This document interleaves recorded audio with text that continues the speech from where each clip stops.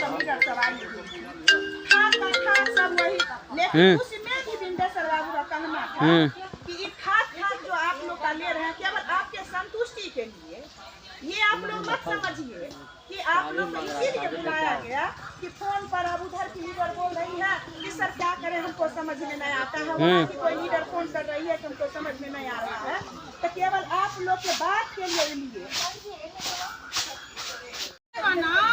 तो मेरी 86 सेविका और 86 सहायिका सारी बहना मिलकर बोली कि हम हड़ताल पे जाएंगे।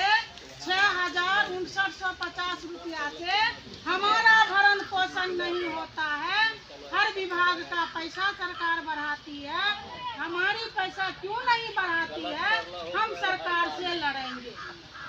ये सबों के बीच की आवाज है। हमारा संविधान हमें अपने हक अधिकार मांगने का हक भी दिया है और हम ये आजाद देश के आजाद नागरिक हैं। हमको जीने का, बोलने का, सांस लेने का, हर चीज का अधिकार है। फिर जब हम अपनी लड़ाई लड़ने के लिए जा रहे थे तो उस समय तो सब समर्थन किए थे ना। फिर आगे चला के पीछे भागने वाली वो क्या है? आप लोगों ने मोबाइल पे सीरियल देखे होंगे टीपू सुल्तान का। मीर सादिक टीपू सुल्तान के चाचा थे। मीर सादिक टीपू सुल्तान के चाचा थे, लेकिन तलवा चाटते थे अंग्रेजों का। कुर्सी है तलवा चाटते थे किसका? अंग्रेजों का। और उसको ये कहा गया था कि तुम टीपू सुल्तान का जो भी निर्णय हो, जो भी रणनीति बने, वो आके हमको बताओ ताकि उसके मनोबल को, उसके कामना को चूर करने में और सफल करने में हम कामयाब हो जाएंगे। और जब हम कामयाब हो जाएंगे तो आपको सिपा सालार बना देंगे। क्या बोले थे अंग्रेज? आपको सिपा सालार बना देंगे।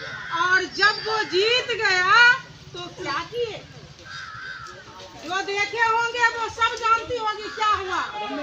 वो क्या कहा जब अंग्रेज जीत के गद्दी पे गया तो बोला जो अपने भतीजा का नहीं हो सका वो मेरा कभी नहीं हो सकता।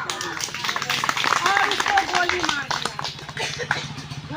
दिया गया।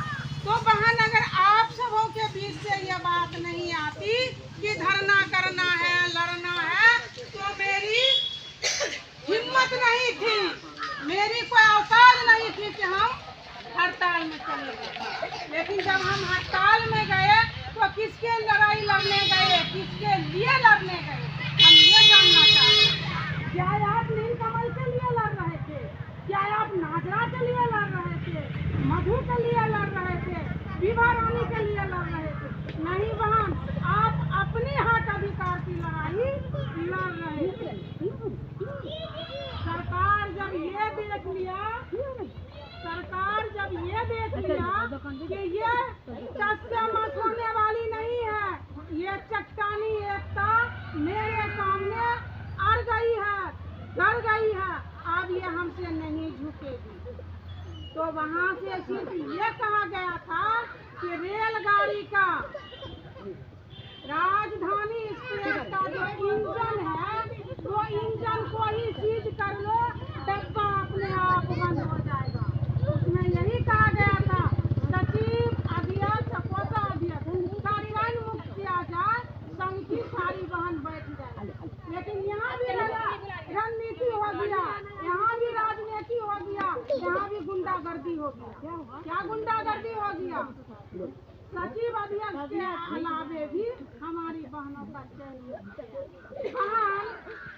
हम जहाँ रह रहे हैं, हर मजहब गर्व से रहती है तो उसको दिमाग में हमेशा आता है स्टेट कलेक्टर बनाएंगे, अरे नहीं कुछ होगा तो कम से कम शिक्षित जरूर बनाएंगे।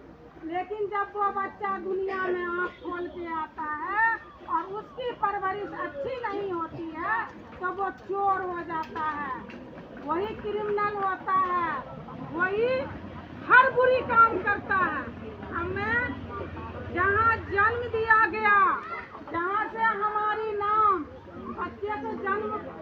उसके बाद नाम पड़ता है। उसी तरह जब हमारी 2 बहन का जन्म हुआ अपने परियोजना में, तो एक सेविका और सहायिका दोनों का नाम पड़ा। लेकिन मेरी दोनों बहन का परवरिश ऐसे माँओं के नजदीक हुआ, ऐसी माँओं के नजदीक हुआ कि हमें चोर के नाम से नवाजा गया। क्यों?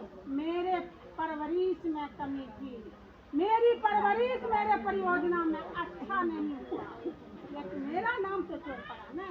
कलेक्टर साहब ने अपने बच्चे को अच्छे परवरिश नहीं दिए, और जब वो गद्दार हो गया, चोर हो गया, क्रिमिनल हो गया, तो क्या कहते हैं?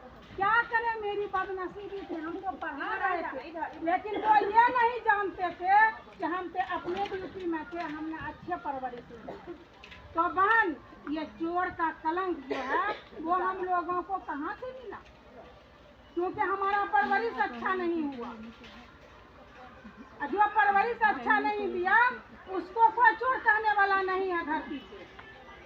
सेविका सहायता चोर है, तो क्या हम कब तक चोरी का कलंक लेके जिएंगे? अगर 10% भी सरकार देती है तो वो मेरा अपना पर्सनल होगा, अपना उसमें कोई चोर कहने वाला नहीं होगा, उसमें कोई उंगली उठाने वाला नहीं होगा।